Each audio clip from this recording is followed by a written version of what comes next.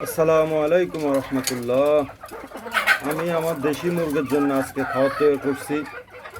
প্রথমে কলমি শাক দিলাম, তারপরে কালকের ভাত রয়ে গেছে, ভাতটা দিলাম, এরপরে কুড়া দিলাম, ভুট্টা ফালিশ দিলাম, তারপরে যাই ধানের ফালিশ করা দিলাম।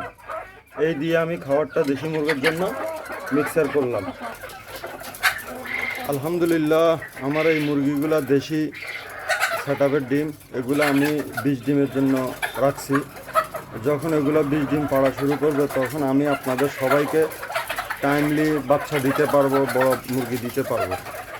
এখনও তারা ডিম পাড়া শুরু করে নাই। যেই ফান্তাবারটা থাকে, আমার জানা মতো এই ফান্তাবারটা যদি ভালো থাকে তাহলে এটা খুবই শক্তিশালী ভাত হয়, খুবই পুষ্টি থাকে। এই জন্য মুরগিকে দিয়ে দিয়েছি।